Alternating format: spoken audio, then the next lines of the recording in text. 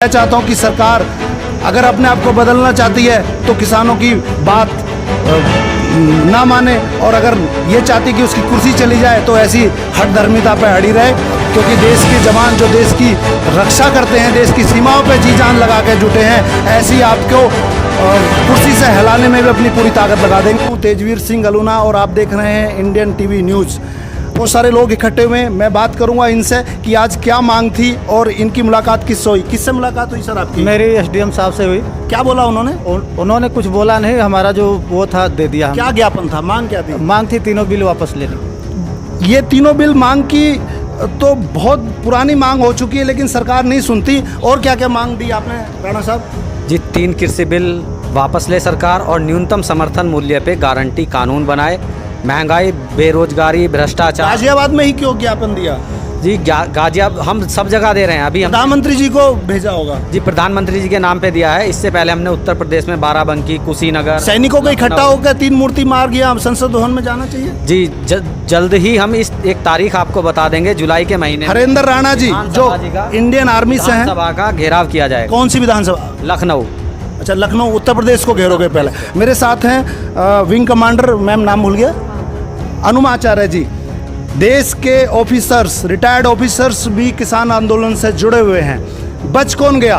बच गई सरकार और उद्योगपति और जो किसान विरोधी हैं। मैम, आप आज मिलने आए तो मतलब क्या मांग थी, आप क्या चाहते हैं?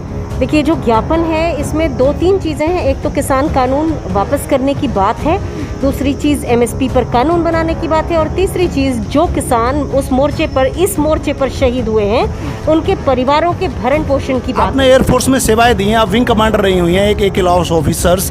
अभी आप किसानों के लिए लड़ाई लड़ रही हैं। आपका उद्देश्य किसान को सपोर्ट करने का क्या है मैम? देखिए, एक तो लोकतंत्र की लड़ाई हो चुकी है ये, क्योंकि ये देश कृषि प्रधान देश है।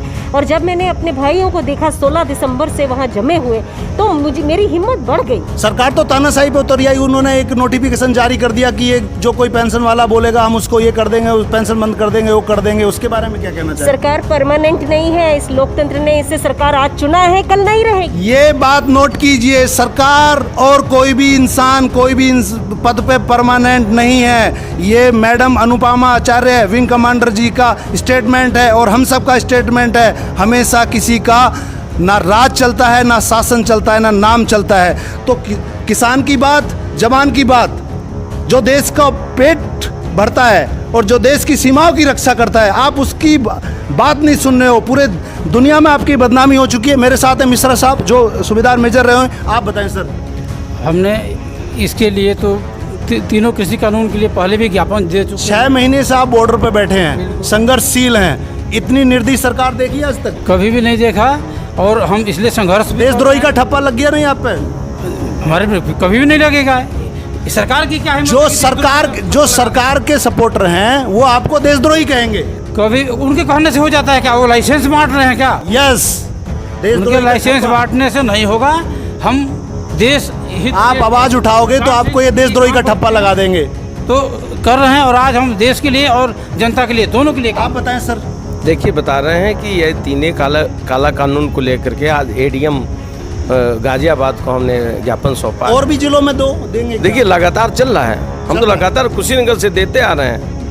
तो देश के और सारे सैनिक भी इकट्ठा हो रहे हैं? हाँ, बिल्कुल होंगे। मेरे साथ है अनुराग लठवाल जी, जो पिछले करीब 6 महीने से किसानों के साथ लगे हुए हैं, अलग जगाए हुए हैं, दिन रात अपने घर से दूर रह के किसानों को सपोर्ट कर रहे हैं। मैं बात करूंगा आगे की क्या रणनीति है। लठवाल साहब बताएं। जी बिल्कुल, आज हमने गाजियाबाद डीएम को ज्ञापन दिया है और यह ज्ञापन प्रधानमंत्री मोदी जी के लिए है। तीनों काले कृषि कानून सरकार जल्द से जल्द रद्द करे।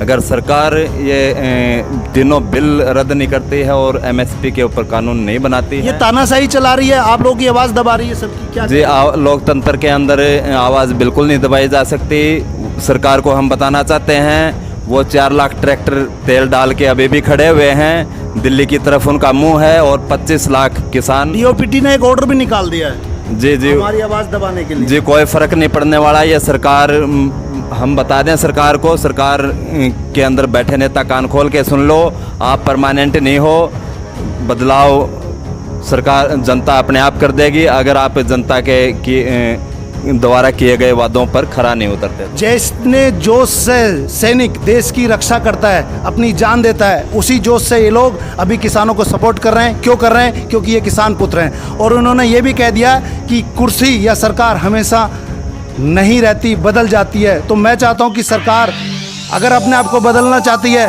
तो किसानों की बात ना माने, और अगर ये चाहती कि उसकी कुर्सी चली जाए तो ऐसी हठधर्मिता पे अड़ी रहे। क्योंकि देश के जवान जो देश की रक्षा करते हैं, देश की सीमाओं पे जी जान लगा के जुटे हैं, ऐसी आपको कुर्सी से हिलाने में भी अपनी पूरी ताकत लगा देंगे।